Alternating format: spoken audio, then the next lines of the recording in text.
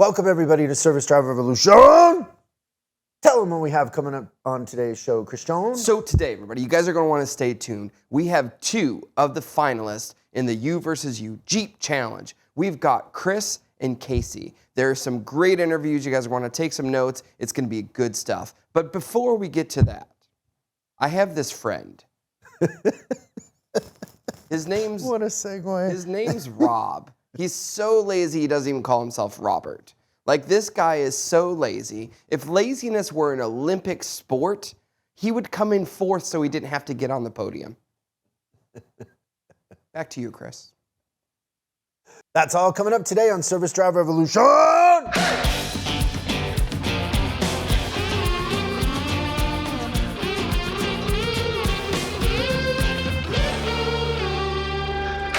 Okay, so we want to introduce to everybody Chris Marino.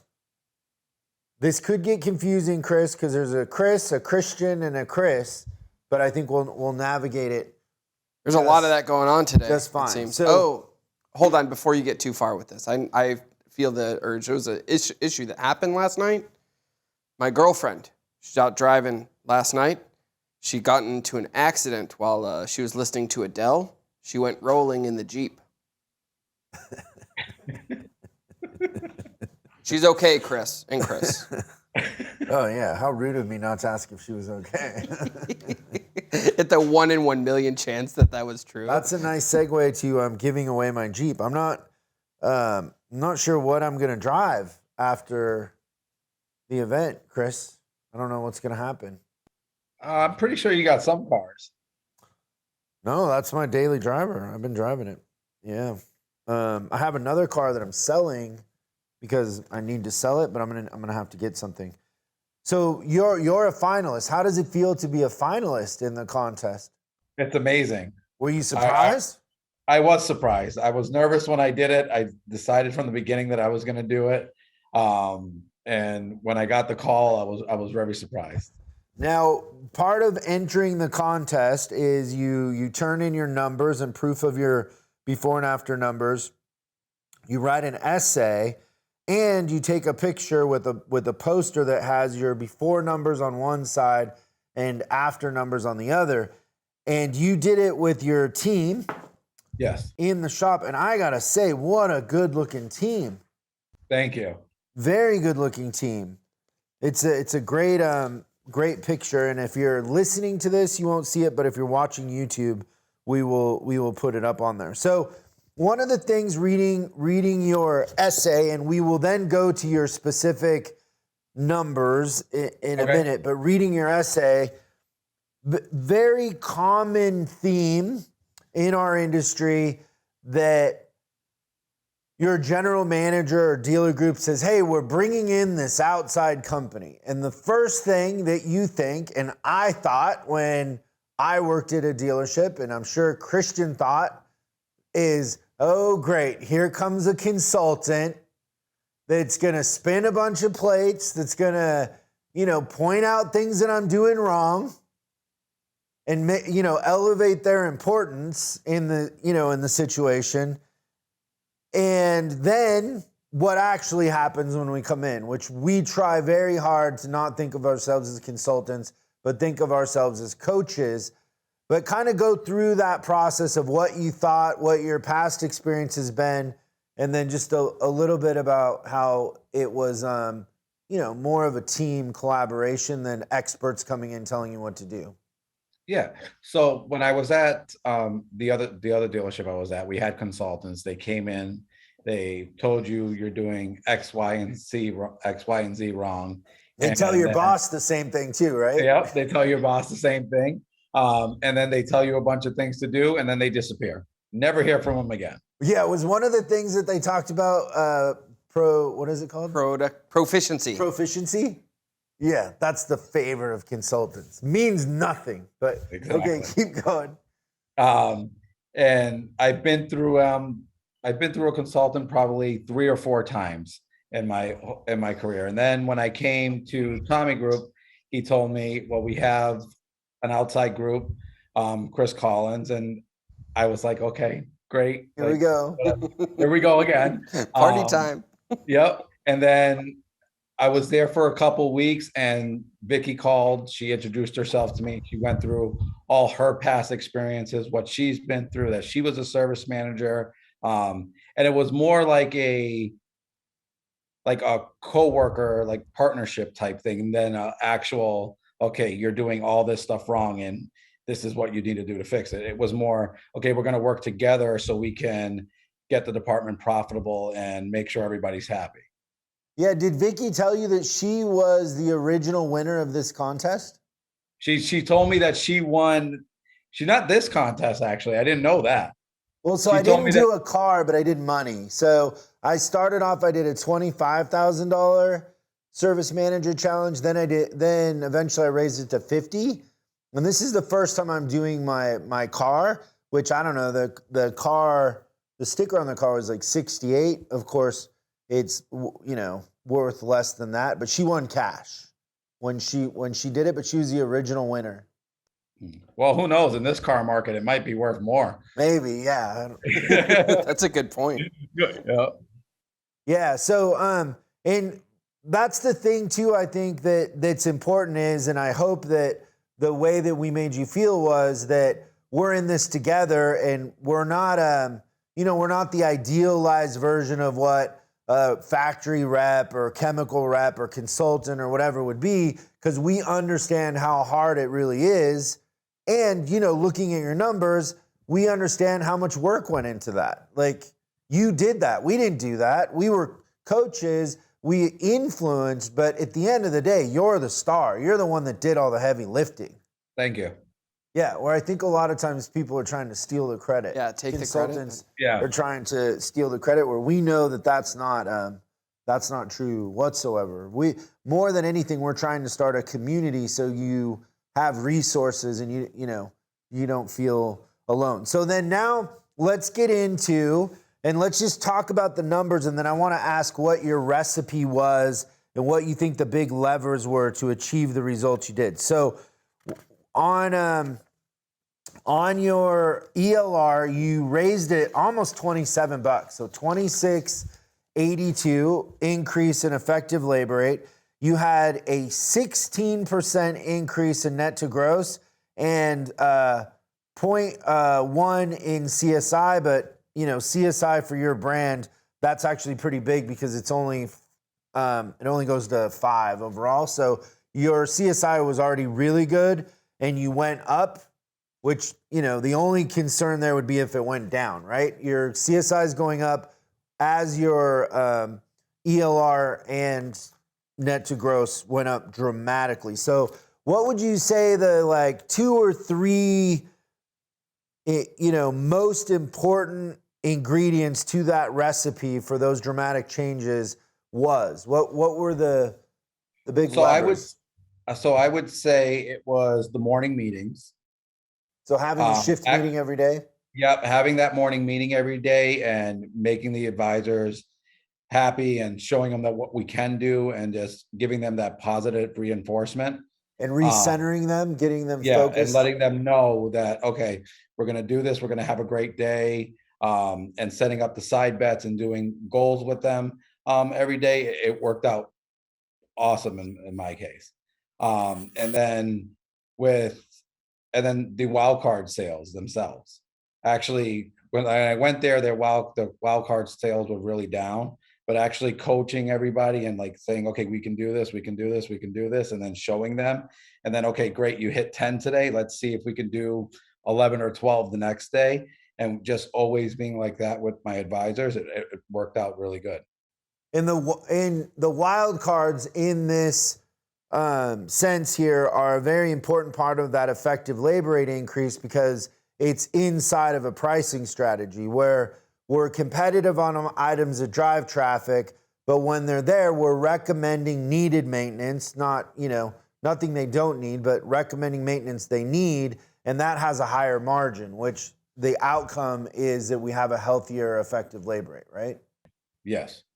And then what would there be a third one, or do you think those are the two? The third one I would say is, so I wrote this in my essay, and I've always said it, I judge my success and everything with employee satisfaction, customer satisfaction, and profitability. And I've always known that as long as my employees are happy and my customers are happy, that we're going to get to that net profit and the profitability where we need to be. So those are really my big three things. Cool. And then so in kind of, you know, engaging with us and being a part of our family, what has changed about you personally? Like Me, I became a believer because when I first started, I didn't believe at all. I was like, oh, this is not going to work. I don't really want to do this part. And then when I actually sat down and Vicky came to the store in January, and we had that one-on-one time, it changed my whole outlook on the coaching strategies, the wild cards, even the menu price. Because even when I first did like the menus with Vicky, I was like, really, we're going to do this? This doesn't make sense to me. I feel like we're taking all this basically overpricing. It goes against everything that you'd learned up to that point, right? That's the great thing about it. It's a flip. That's what's hard for us, Chris, though, is like most of the training that we all got in our industry coming up, right? Because, I mean, I feel like I grew up in our industry. Most of what we were taught was tribal knowledge. Mm-hmm. And so it's from people that really weren't performing at a high level, mentoring us to think the same, but really the results aren't a big part of that equation. No. So, and then once we did all that and I seen that it was actually possible, I was like, okay, I'm really going to do this. This is great. I can get this all to work. I have Vicky there as my backbone if I run into trouble, and I could pick up the phone anytime I need her and she's there. So it was just it changed my entire outlook on everything. So what do you think it is that hesitation? Do you think that it feels overwhelming, like it's too much work? Is it too much change at one time? Like, help us understand from the perspective of a new manager. Yeah. So at first I felt like it was too much change at one time.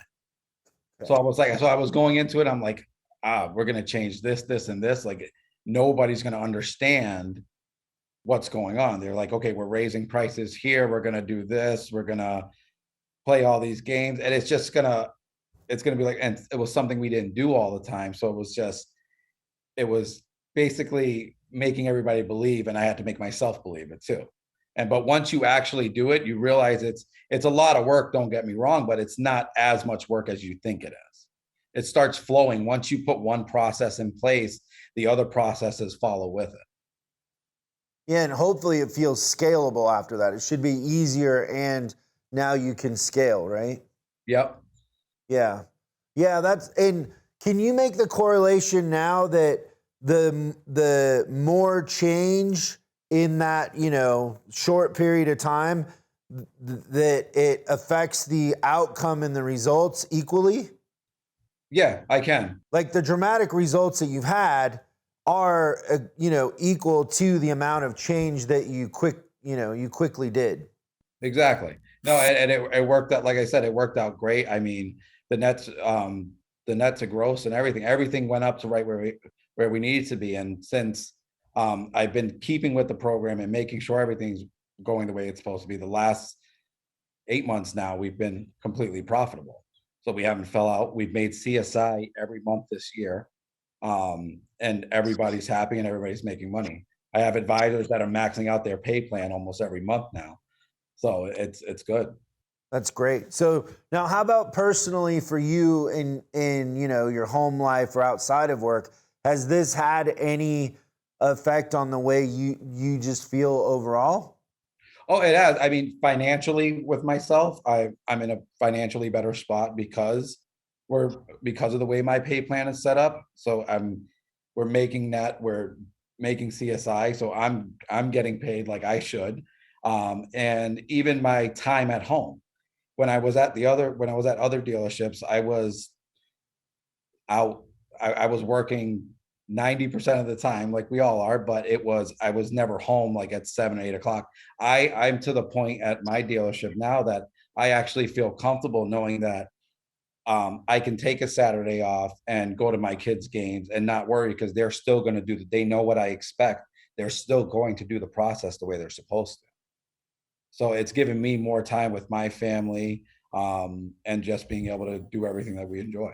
Man, that's a really, really good point, because I think that, again, how we were brought up in the industry was that the strong leaders were the ones that were there in the morning and there at night. Bell to bell. And bell to bell, 6 days a week, everything like that. What I'm learning is what he just said, is that the great leaders are the ones that can leave and go see their kids' game on a Saturday, and they come back on Monday morning. They don't have 50 voicemails. They don't have a whole bunch of fires to put out, because the system's so strong that the people just follow it. That's a sign of a great leader, in my opinion, is when you can step away and it doesn't fall apart. But we all learned that, because I remember being so unhealthy too, because I literally would just eat pizza while you're walking around doing other stuff. So unhealthy, and just low self-esteem too, because you're, I don't know, it just messes with you, because your only go-to, or I know for myself, my only go-to was to work harder.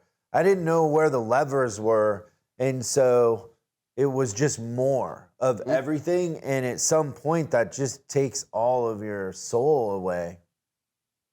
I don't know if you know the story, Chris, but I hired a coach when I was running a dealership. So I was a general manager, and I literally would have a line outside my office, and I knew I was kind of coming to the end of the year, and I was making my goals for the next year, and I knew that I had, I was working 6 days a week, sometimes 7 at the end of the month, right? Because in the front end, you're if the month ends on a weekend or whatever, you're there, like no matter what, or if it's the last weekend going into the end. So you're working crazy hours. You got a line. You feel you're important because you're making a lot of decisions, but you don't have anything else to give. Like there's nothing else left to give. And I paid this guy. He came over to my house, and I believe it was $800 an hour, and I paid for it out of my own my own money. In fact, I didn't really want my boss to know I was doing it. Probably for a couple of reasons. One is I didn't know if it would work, and I didn't want him to also manage, that part of it, because I knew that it was going to be hard for me to change. And I fought the guy. Like I remember the first meeting I sat with him, and it was just an hour at my house, and he goes, "Hey, I want you to keep track of what you do throughout the day." And he said he wanted me to do it for a week, but I couldn't do it for a week, but I did do it for 2 days.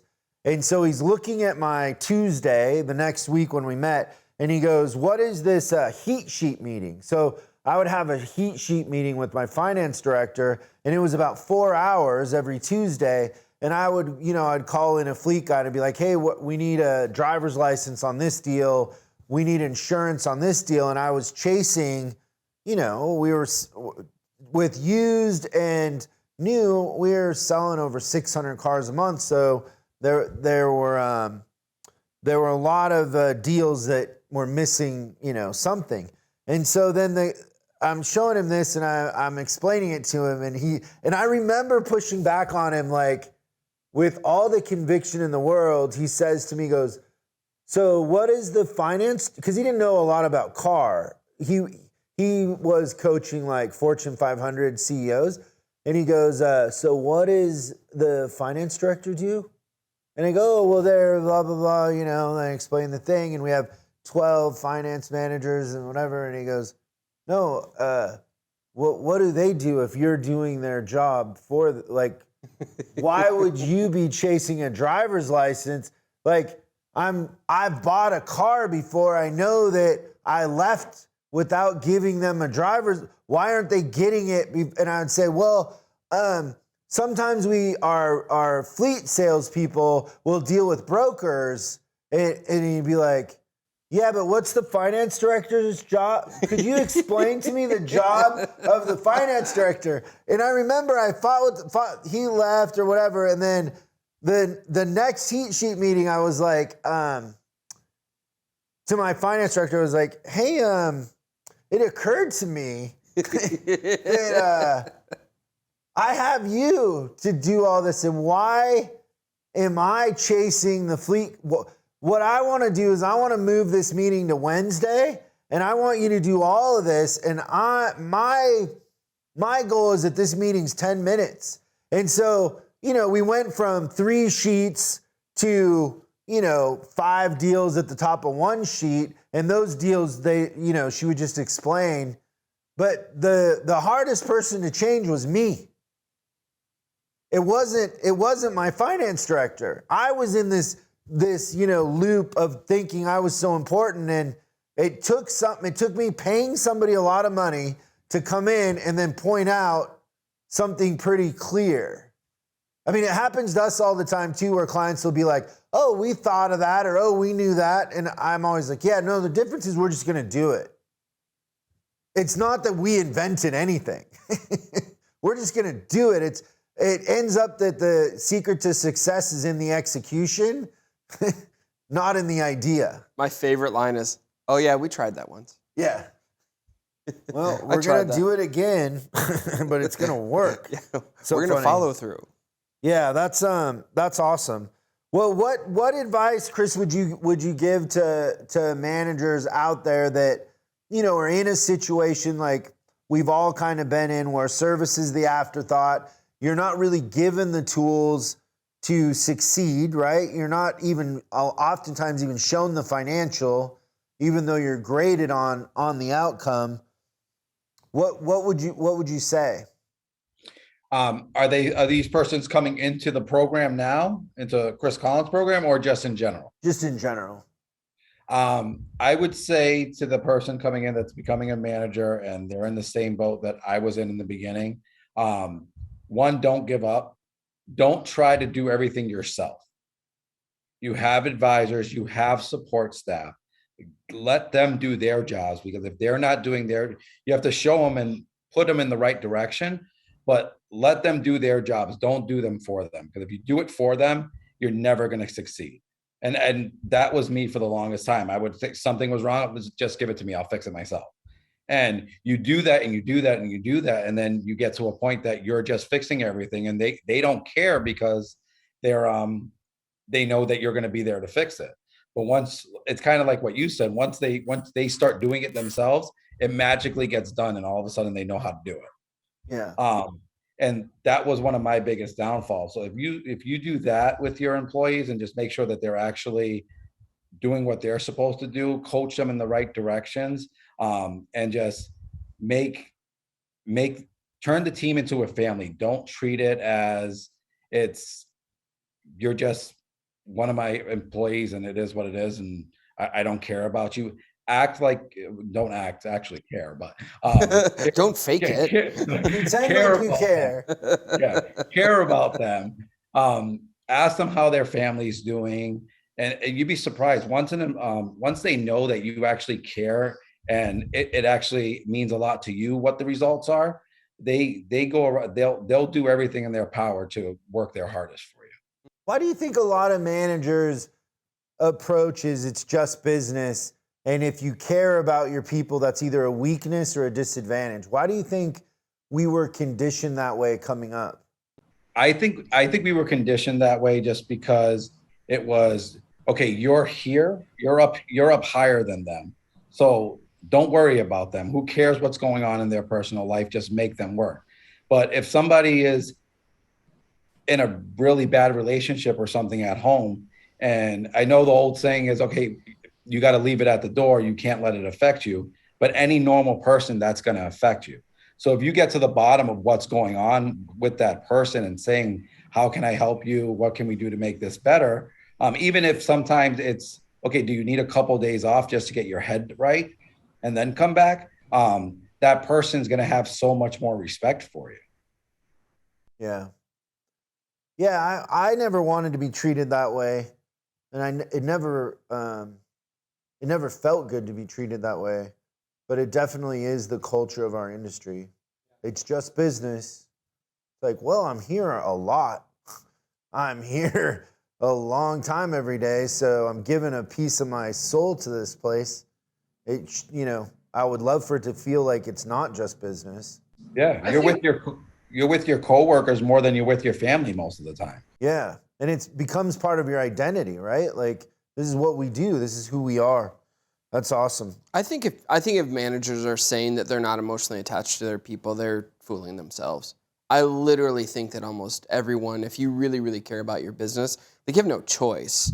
Like, it's just the attachment to your people and your care for their best interest. Like, almost all leaders that are really, really great leaders, their success is definitely, like, they see it from what happens with their people. Like, you heard Chris talking about the advisor, and he's got an advisor on his drive that's amazing. Like, she's like, at a VW store, she's like averaging 3.5 to 4 hours a month per RO. Like, she absolutely kills it, but like, he's ecstatic for her. And more so than what he is for his own performance. And I think that that's a thing with managers. If there was a lesson there, is that if you could derive more success from what your people do than what from the accolades that you get, you'll be a better leader. But you have to, oh, I almost swore. Wow. You have to care about them. You trying to get us marked explicit? No, not today. Okay, good. Awesome. Well, thanks, Chris, for coming on. We appreciate it. We know this is going to be an inspiration to others. And most importantly, we can't wait to hang out with you next week. All right. I will see you guys next week. Awesome. Thanks. Thank you. So that was an interview with Chris. Tell him what's coming up next, Christian. Okay, now we have another finalist interview with Casey. And no jokes about the Olympics. Not this time, but maybe later. Today we have an Assassin Elite Group member Tough and cookie. handsome devil. We won't talk about the fact that he's a Chargers fan. We don't want to talk about it at all? How's it going, Casey? I'm doing fantastic, thanks. Let's just talk about these incredible numbers right off of the top. Increase in CSI, 8.7%. Effective labor rate, up almost $10. And net to gross, up 15%. That is huge. Huge. Big numbers. Big numbers. So for managers out there, kind of go through, what do you think the top 3 things are in the recipe for making those sort of changes? What was your mindset? What did you do? What did it take? How did you build that outcome? And Casey, before you get started on that, there's been a tragedy I need to report. At the Army base, not too long ago, a Jeep went through there. Drove over drove over a bag of microwave popcorn and killed a couple of colonels. Sorry, Casey. I would start out first. I would tell you, honestly, trust, getting the employees to trust the process and believe in what I believed in. Why don't the employees trust the process? Probably, I would say because of the manager. If they're changing things a lot, that means that they don't feel like they're doing it the right way. So if they're changing their process all the time, it's not steady. It's not trustworthy if we're constantly changing what our process is. So getting them to trust the process and sticking with the process is one of the biggest things, I think. So consistency with it? Yeah. The other thing we've always done here is just our culture. Our culture is huge at our store. Our employees are happy to be here, and that's from top down. That's one of the biggest things we focus on in this store as managers. We have meetings about it all the time. Getting our culture right and having our people happy to be here every day reflects directly to our customers. If our employees are happy, our customers are happy. How do you create that culture? How do you make people happy?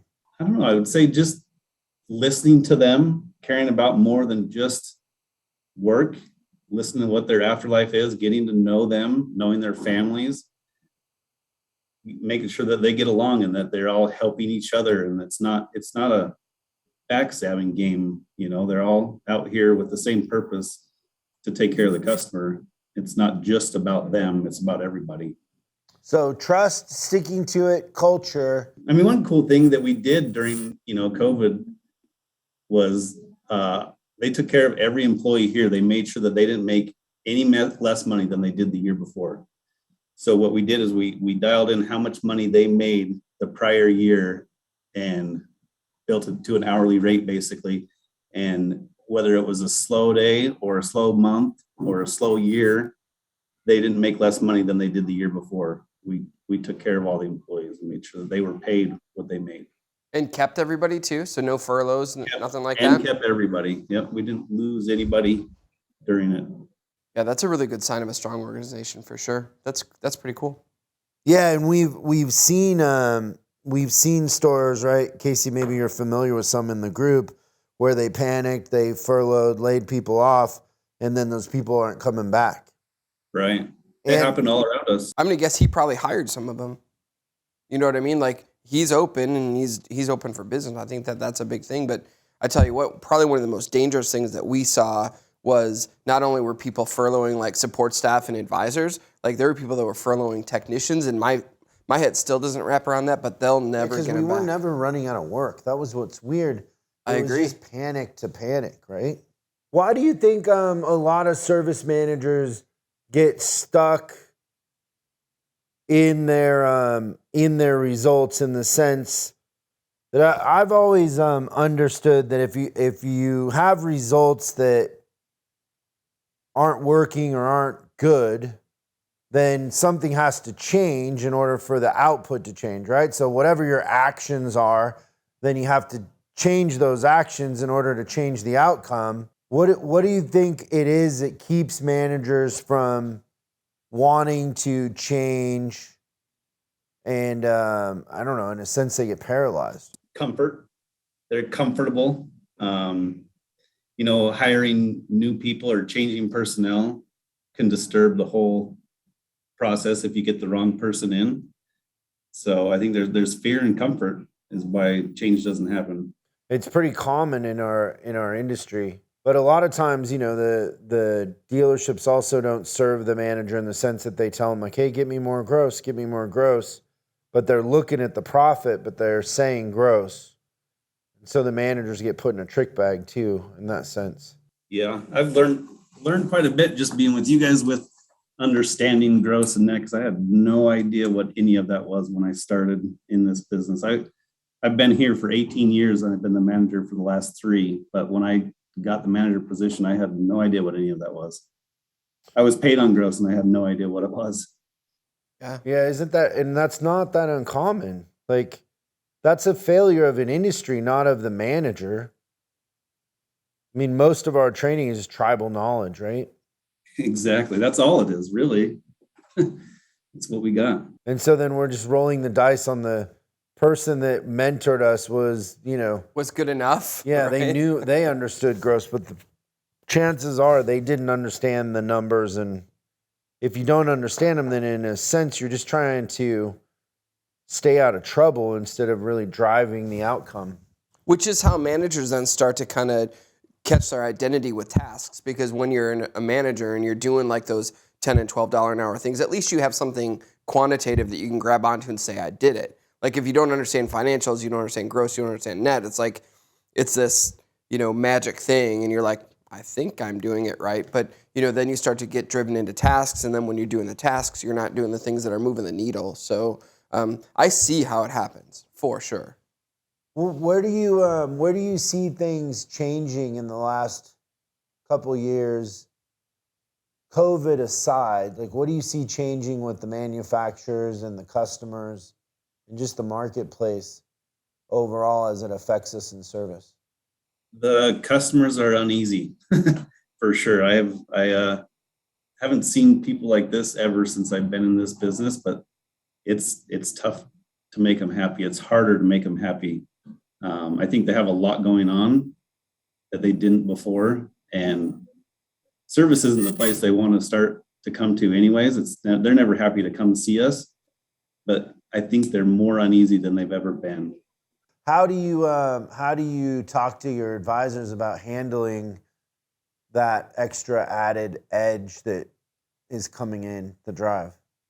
My biggest thing that I talk to them about is not letting the customer win. You can let the customer vent and listen to them, but when that customer leaves, there's a new customer that's coming in that doesn't deserve to be treated like anybody else. They need the same treatment that you would give the customer before and before and before. But if that customer ruined your day, and then you reflect it to the rest of the people that come in, every customer will be mad at you. So if you let the customer draw you down to their level, that's their win. That's the customer winning, and don't let them win. Don't let them bring you to their level. So start over and start fresh with a new one that comes in, and be happy. In a sense, like be like a quarterback in the NFL. Like if you throw an interception, you got to have a short memory and start over. Right. Like a goldfish. Did you know that the goldfish is the animal in the animal kingdom with the shortest memory? No, I didn't know that. Yeah, your advisors need to be like goldfish, Casey. I'd prefer to say they're like NFL quarterbacks. What, you think that's more glorious than being a goldfish? Goldfish don't live long either. Probably. Tom Brady's going to live forever. Yeah, he'll be 200 years old. Sleeps in formaldehyde, that guy. He looks like he's, still in his mid-20s too. It's hilarious. That's fun stuff. Well, we're super excited to see you next week, and great job. Those numbers that you achieved aren't easy. We know you put in a lot of work, and it shows. And it's fun. It's fun when they continually increase like that. Everybody's having a good time. So when you're having good days, good months, it makes the job so much better. Yeah, and it's contagious, right? It is. Everybody around you wants to do the same thing. It's fun. Well, Christian is trying to plan a karaoke thing at Top Dog. Are you down with the karaoke? Sure. What's your go-to karaoke That was a lie, song? by the way. Like, I don't know if you caught all those things. I was gonna double down. What's your karaoke go-to song? Yeah, so it's a lie. I don't know. I have no idea. I don't karaoke. Yeah, I didn't know karaoke. It was hard enough to get me to bark last time, but I'll You did bark, though, I remember. I did. Did we find our bark stickers? I think we do have the bark stickers. Okay, good. But yeah, I remember Casey participating in the bark contest, actually. Yeah. Now that he said that. And It took some convincing and some tequila, but we got it to happen. glad I didn't know the way it all would end, the way it all would go. Our lives are better left to... Yep, I have a voice of an angel. Voice of an angel. That's good stuff. Awesome. Well, we'll see you next week. All right. Awesome. Thanks for tuning in and listening to these interviews with Chris and Casey. Inspirational stuff. Hopefully you're walking away understanding that the difference between high performers and average performers is more mindset and execution. Would you? Exactly right. That's it. But we're all very similar. We're all the same. We have the same 24 hours in a day. Now we have an announcement next week. We're going to profile one more finalist. And then what are we going to do, Christian? We are going to profile the winner of the Jeep. So who drove the Jeep home? So if you don't know, you're going to want to make sure you tune in to the next episode of Service Drive Revolution. Thanks so much for watching this episode of Service Drive Revolution. We're uploading new stuff every day, so make sure you subscribe and click the bell icon so you don't miss out. If you have a question you'd like us to answer on the show, call 8333-ASK-SDR and we'll answer your question on the show. That's 8333-ASK-SDR. For special deals on our books and training, head over to offers.chriscollinsinc.com. Now that's offers.chriscollinsinc.com. I'm Chris Collins, and I'll see you in the next video.